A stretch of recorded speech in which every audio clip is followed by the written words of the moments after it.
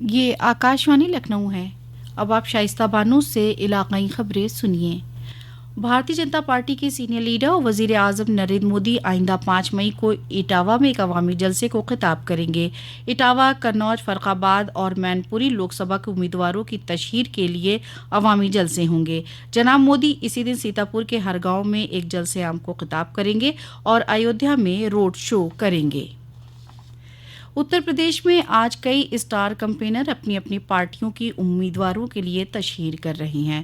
مین پوری میں بھارتیہ جنتا پارٹی کے سینئر لیڈر وزیر اعلیٰ یوگی آدتیہ ناتھ بلڈوزر کے ساتھ جے ویر سنگھ کی حمایت میں روڈ شو کر رہے ہیں۔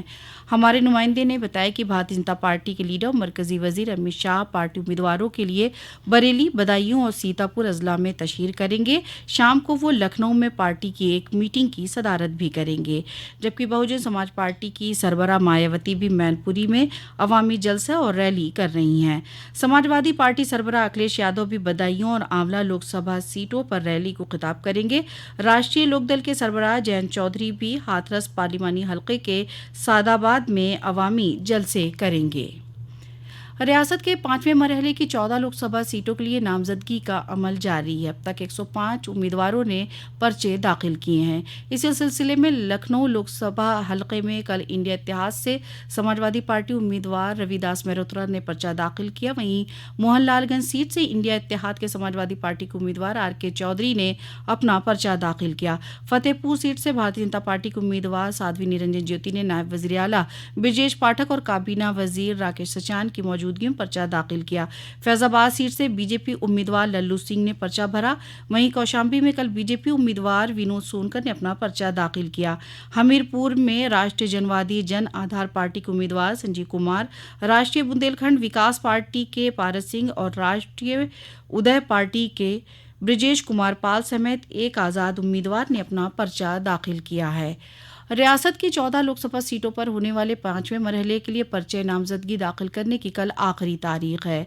4 مئی کو پرچوں کی جانچ ہوگی۔ 6 مئی تک امیدوار اپنے نام واپس لے سکیں گے۔ اس مرحلے کے لیے ووٹنگ 20 مئی کو ہوگی۔ 5ویں مرحلے میں موہن لال گنج، لکھنؤ، رائے بریلی، امیٹھی، جالون، جھانسی، ہمیرپور، باندہ، فتح پور، کوشامبی، بارہ بنکی، فیض آباد، قیصر گنج اور گونڈہ لوک سبھا سیٹ شامل ہیں۔ وہیں رائے بریلی اور امیٹھی سے کانگریس نے ابھی تک اپنے امیدواروں کے ناموں کا اعلان نہیں کیا ہے اور بی جے پی نے اپنے امیدواروں کے نام کا بھی اعلان نہیں کیا ہے۔ دونوں پارٹیوں کو جلد ہی ناموں کا اعلان کرنا ہوگا۔ لوک سبھا انتخابات کے چھٹے مرحلے میں 14 لوک سبھا حلقوں کے لیے اب تک 33 امیدواروں نے اپنے پرچے نامزدگی داخل کیے ہیں۔ اس مرحلے میں پرچہ داخل کرنے کی آخری تاریخ 6 مئی ہے۔ 7 کو پرچوں کی جانچ ہوگی اور 9 مئی کو نام واپس لیے جا سکتے ہیں۔ چھٹے مرحلے میں سلطان پور، پرتاپ گڑھ، پھول پور، الہ آباد، شراوستی، ڈومریا گنج، بستی، سنت کبیر نگر، لال گنج، اعظم گڑھ، جونپور، مچھلی شہر اور بھدوئی میں 25 مئی کو ووٹ ڈالے جائیں گے۔ بہوجن سماج پارٹی نے کل لکھنؤ مشرق ضمنی انتخاب کے طور پر آلوک کشواہا اور 6 لوک سبھا سیٹوں سمیت 7 امیدواروں کے نام کا اعلان کر دیا۔ اس فہرست میں بارہ بنکی کے محفوظ سیٹ پر شیو کمار دوہرے کے نام کا اعلان ہو گیا۔ لوک سبھا انتخابات کے لیے بہوجن سماج پارٹی نے 11ویں فہرست جاری کی۔ اس میں گونڈہ لوک سبھا سیٹ سے سوربھ مشرا، ڈومریا گنج سیٹ سے محمد ندیم مرزا، قیصر گنج لوک سبھا سیٹ سے نریندر پانڈے، سنت کبیر نگر سیٹ سے ندیم اشرف، اعظم گڑھ لوک سبھا سیٹ سے محشود احمد کو امیدوار بنایا گیا۔ بہوجن سماج پارٹی کی فہرست میں مسلم چہروں کو ترجیح دی گئی ہے۔ قیصر گنج لوک سبھا سیٹ پر بی جے پی اور سماجوادی پارٹی سے پہلے بی ایس پی نے اپنے امیدواروں کے ناموں کا اعلان کیا ہے۔ سنت کبیر نگر میں بہوجن سماج پارٹی کے امیدوار سید دانش کی جگہ اب ندیم اشرف کو بی ایس پی نے اپنا امیدوار بنایا ہے۔ دانش کے بڑے بھائی ہیں ندیم اشرف۔ سید دانش کا الزام ہے کہ مخالفین نے ووٹر فہرست سے ان کا نام غائب کرا دیا ہے۔